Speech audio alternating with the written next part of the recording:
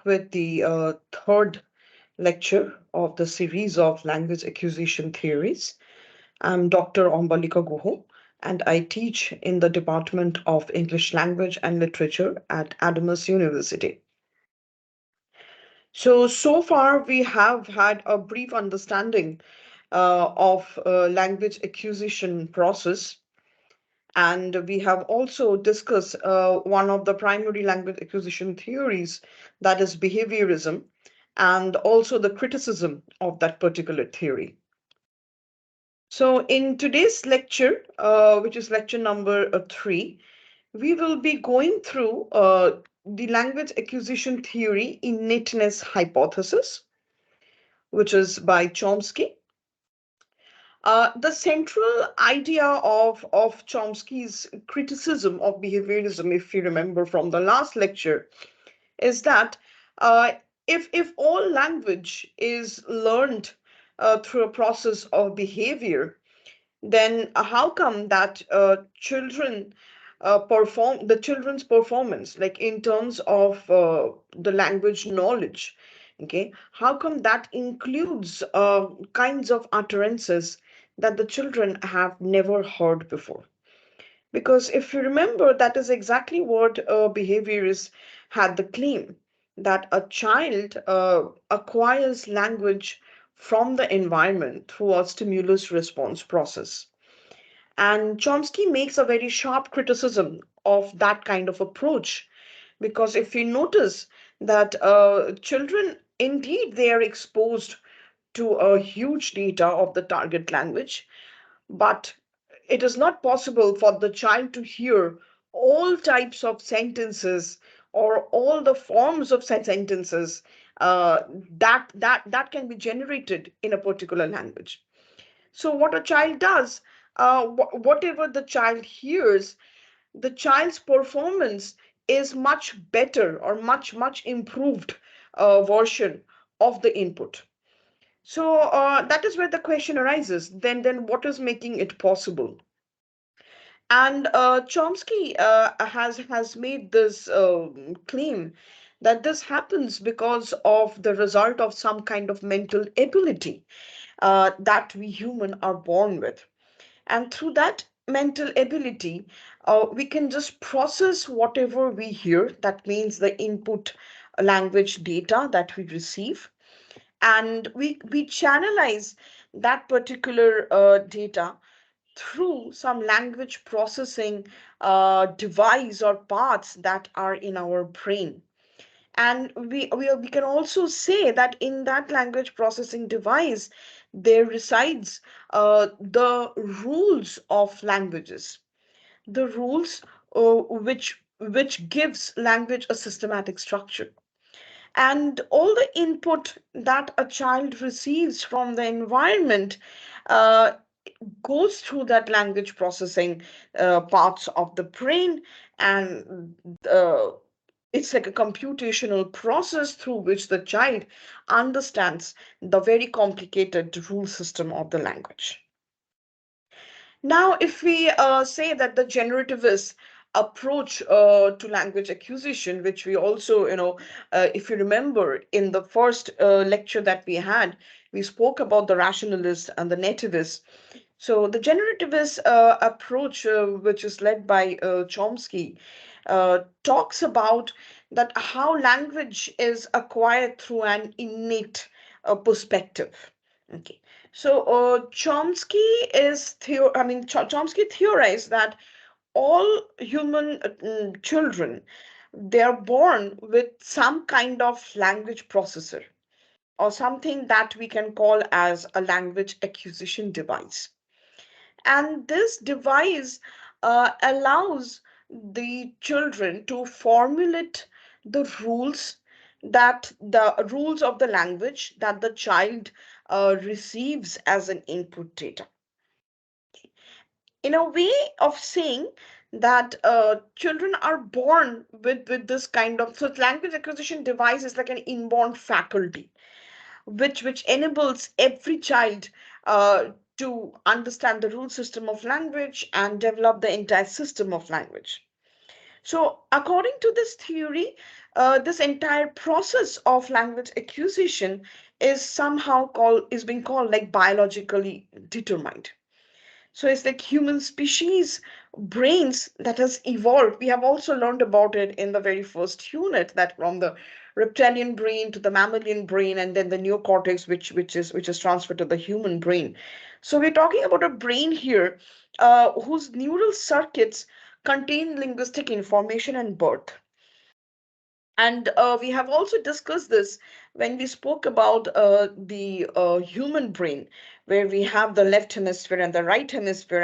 And we have also discussed that in the left hemisphere, we have the Broca's and the Wendix area, which actually helps us in communicating through words, which actually gives us the verbal ability, logical thinking process, right?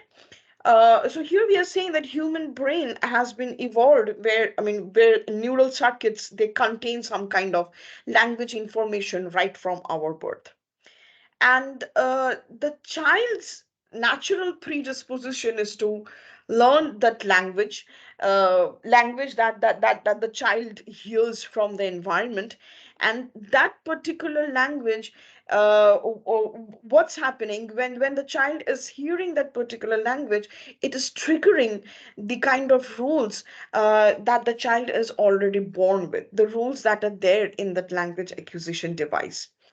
So the child's brain is able to interpret whatever he or she hears according to the underlying rules or principles that already exist in that language acquisition device.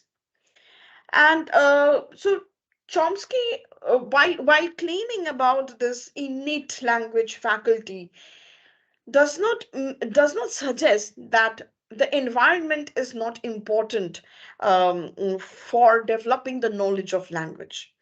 Indeed, it is.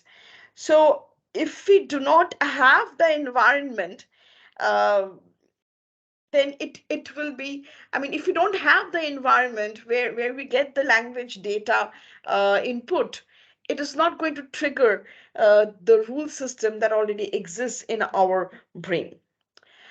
Anyway, we will come back to this position a little later.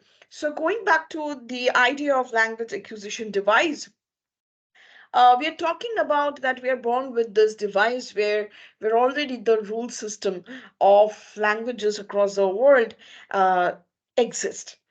So while saying this, Chomsky did not mean that the child, a Bengali child or maybe an English-speaking child, they're born with some kind of specific, vocabulary or sentence structures or principles of that particular language. No, what he tried to state that all human languages share common principles, right? So it's like, in every language there are concepts of noun, uh, there are concepts of actions, there are concepts of some kind of property that gives a feature to noun, or there are concepts of like embedded structures. Every language has the property of questioning, every language has a property of negating. So these are the properties that we are born, like in the language acquisition device, we have these properties. It does not mean that in the language acquisition device we have all the words of negation, all the words of question, all the words of nouns or verbs. Absolutely not. So what happens is like the child's task to establish, how the specific language he or she hears expresses this kind of underlying rule system.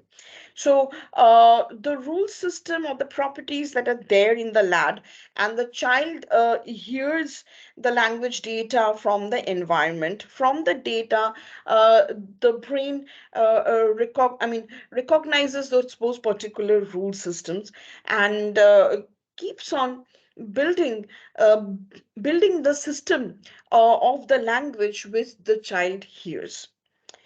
So in LAD, what do we have? We have universal grammar. And this universal grammar, we have, I mean, we are talking about the principles and the parameters. So principles are like uh, every rule or every property that is common across all the languages.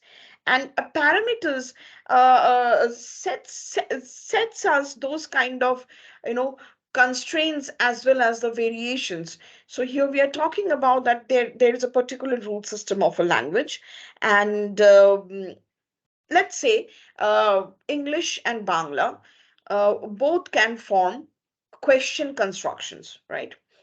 But in English, in order to form WH questions, we need to move that WH word in the initial position of a sentence. So, for example, if you say that John arrived at 2:30, 2:30, which is at the end of the sentence, and if you want to question the time, so if you like you have to say, when did John arrive? So when, which is actually the 2:30, which ends, which sits in the final position of the sentence, when it is used as a question word, it sits in the initial position of the sentence, in the beginning. But in case of Bangla, that is not necessary. So, like for example, in Bangla, the WH word for time, it can sit in the position as it is there in the statement sentence.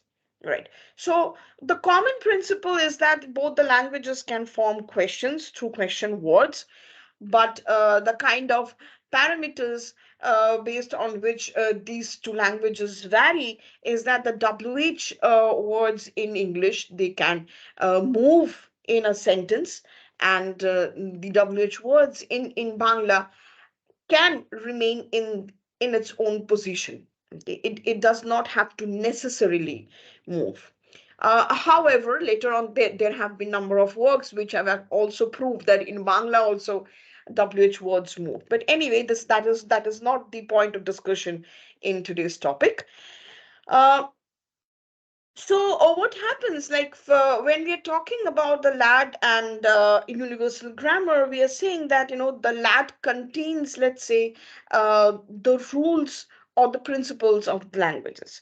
So maybe when a child comes across action words, I mean, they have the concept of verbs, and the child also comes to know that in order to present the concept of verb in the past form, we need to add ed, right? So work becomes worked, play becomes played, jump becomes jumped, and this is the kind of rule that the child is already born with.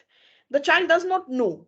It is what happens when the child hears this kind of data, past form of verb, those rules in the LAT, they get triggered, and gradually over a period of time, the child recognizes, I mean, the brain actually, it recognizes the pattern that whenever we have past form of a verb, we are using this morpheme ed. We had also discussed it in our earlier lecture. So automatically what happens there, the child makes the virtuous error, right? The intelligent mistake. So whatever the verb the child hears, and the child wants to put it in, I mean, use it in the past form, the child just goes on adding the ed morpheme. So dream also becomes dreamed, drink also becomes drinked. And we had a discussion of this. Now talking about this innate property which helps in acquiring language. Now here at this point, as I've already mentioned earlier, Chomsky does not reject the role of environment, which is what the empiricists make a major claim about, right? That language is acquired from the environment. Environment is indeed important because from the environment we get the language data as input, which is playing a triggering role. But what it is being said here in the generativist approach, that this environment, I mean, the kind of role that environment is playing, that is not all in all. So the I mean, that role, according to the genetivist or the rationalist, is that it is marginal. What is more important, or dominant role that is being played by this innate mechanism? Here we are talking about the language acquisition device and the kind of property that exists in it, so without which a child would not be able to develop the knowledge of language in a very perfect manner, which actually happens. Another point of argument that Chomsky puts forward for the existence of an innate language faculty is this inadequacy of the environment. And here it talks about the poverty of stimulus. And what is that? The kind of language data, the target language, particularly the native language, the kind of language data that a child receives, it is not like absolutely perfect, in the sense that from the environment, the language that is there with the child, it can be it can be grammatical as well as ungrammatical, because while we are talking in our native language on daily basis, um, many a times we come up with constructions which are ungrammatical in nature, maybe because of slip of tongue, or maybe because we are thinking something and we are saying something else. So at that time the ungrammatical construction comes in. So we are talking also about data. Maybe a caregiver was talking to the child and got called by someone, and immediately the caregiver stops talking to the child and responds to the people who called. So what happens? The kind of language construction remains incomplete. So whatever the caregiver was telling the child, or the child was hearing from the caregiver, there is a switch in the concepts, switch in the language construction. So the kind of data that the child receives, it's grammatical and ungrammatical. It's complete sentences as well as incomplete sentences. Sometimes the kind of words that we use, uh, not always we are using a very contextually correct word. And this happens and this happens very normally whenever we are using our native language in particular. So here we are claiming that the environment from which the child receives the language data, it is inadequate.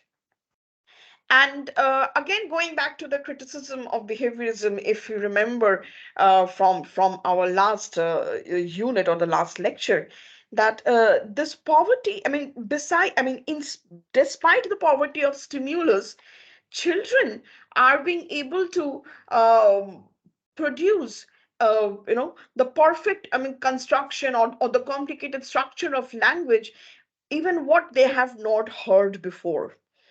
So what is it making it possible? And there goes our answer for the evidence of innate mechanism. So generativists argue that there are a set of rules of the language that enable children to acquire language so rapidly. So what happens? Children, they do not acquire the vocabulary or the sentences of that language. What they learn, they learn the rules. So when the child is hearing the language as an input data, the brain keeps on recognizing the pattern of the rule system. And once the child has acquired the rules, that enables the child of generating linguistic structures of that particular language. We have number of evidence in support of innateness hypothesis. So again, in the very first unit, we have spoken about this, that how our vocal tract or the speech organs evolved, right? So we are talking about the speech organ, which is very fine, and that uh, allows us the Homo sapiens to emit innumerable number of sounds. Okay, and I mean, think about the way our lips can move. Okay, our lips can create number of shapes. It can be round, it can be flat. We can open it. Think about our tongue, the number of ways we can move it. We can move it to the top of the mouth, at the bottom, the side. We can roll it, and also the way our vocal cord participates in this in the process of emitting the sounds. So we have evolved such kind of a very fine speech organ. Okay. Besides that, we have also have a very fine structure of brain, and we have spoken about it in the very first unit of our language acquisition theories, that from the reptilian to the mammalian brain to the human brain, where we have in the right hemisphere and the left hemisphere, and the left hemisphere we have Broca's and the Wernicke's area. So the Broca's and the Wernicke's area uh, are those parts of the brain where a linguistic which are the specific areas of the brain with distinct linguistic functions. So any kind of stroke victim, or if the Broca's or the Wernicke's area somehow gets damaged, it has a direct impact on the language dysfunction. Okay, so the people who are stroke victims, they find difficult in finding words, or even if they have words, they find it very difficult to construct proper grammatical sentential constructions out of it.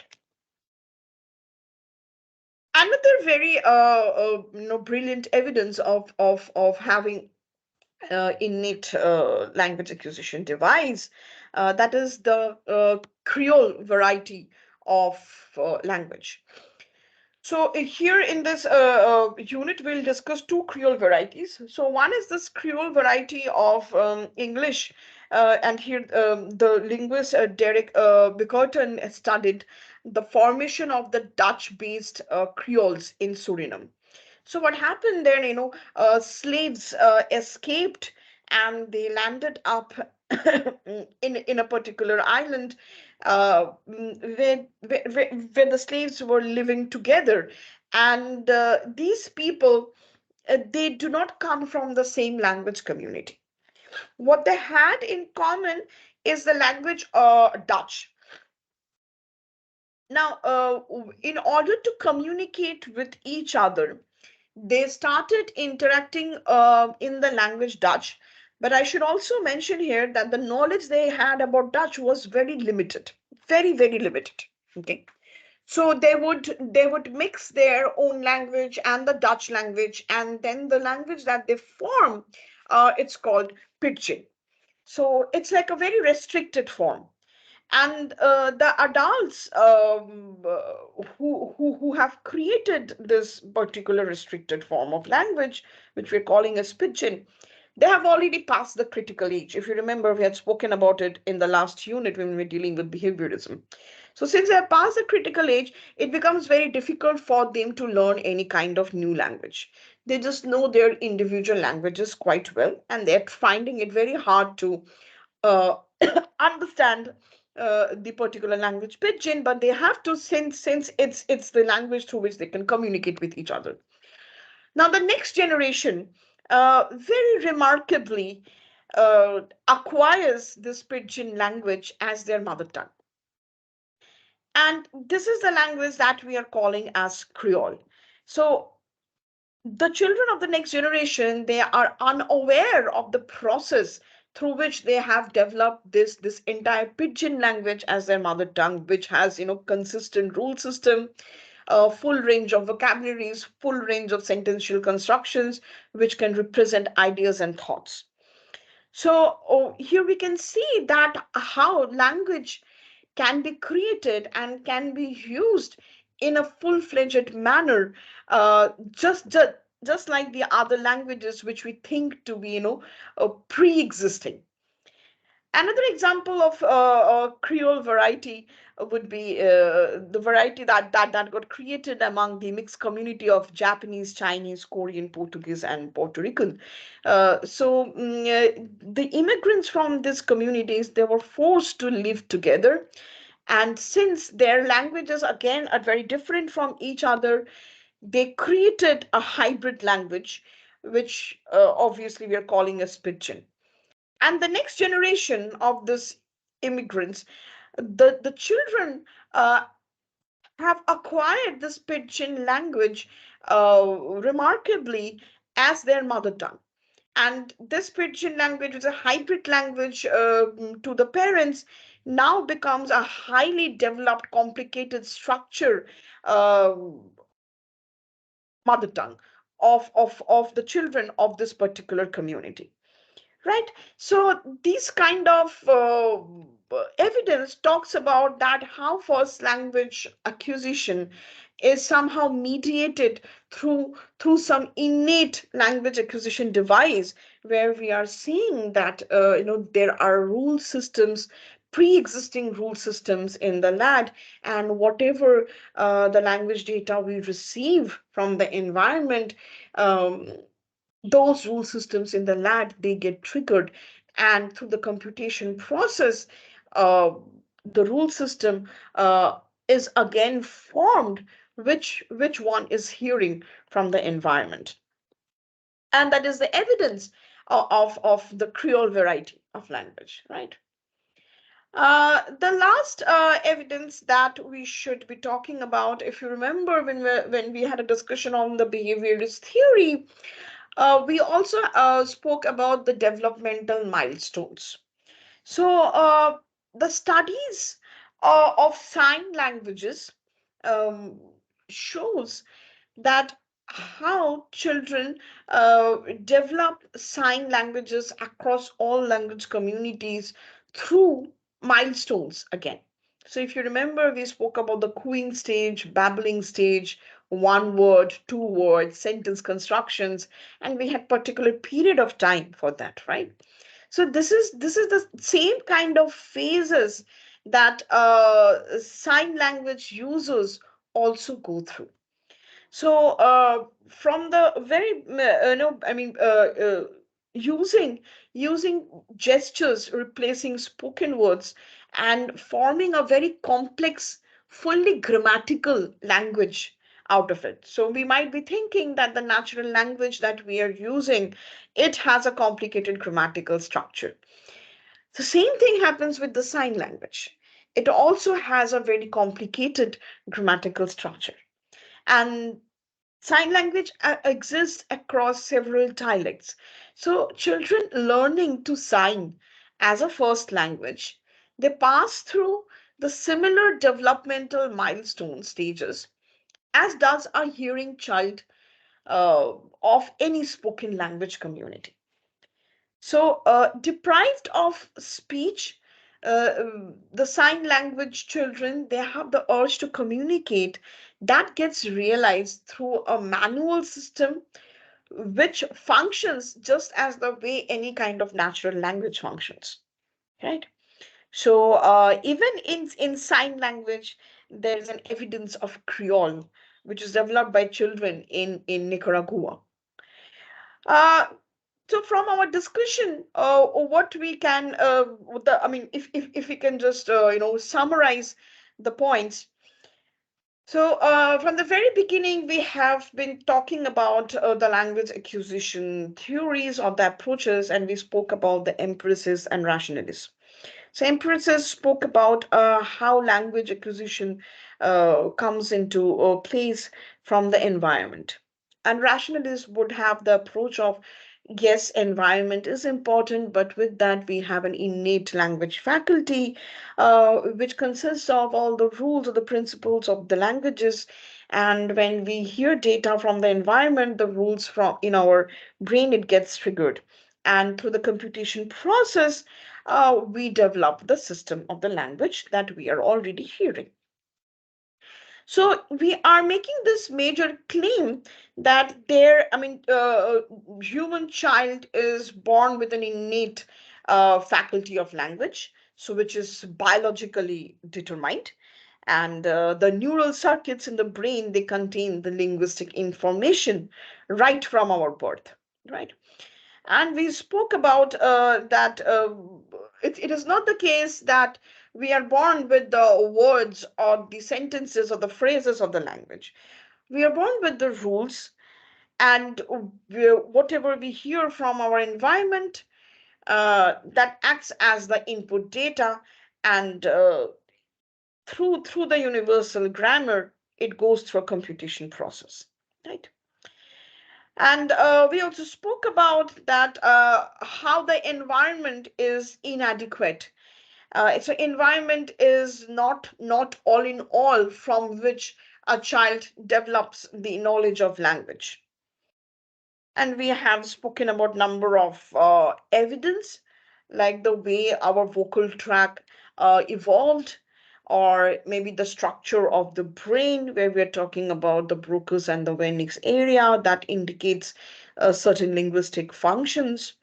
And if those areas get damaged, then how our language also suffers, right? We also spoke about the evidence of Pidgin and Creole varieties, which indicates that language um, is governed by particular rule system. And what a child does, the child does not learn the language by heart. The child understands or recognizes the rule system of that language and generates sentence constructions based on that rule system. And that is why a child can produce noble utterances, even something that the child has never heard before. We also spoke about the developmental milestone stages, uh, which takes place both with a hearing child as well as with sign language users, and those developmental stages are same for every children across every language community. So these are the evidence which are talking about the the very idea of innateness hypothesis. We are going to end today's session here.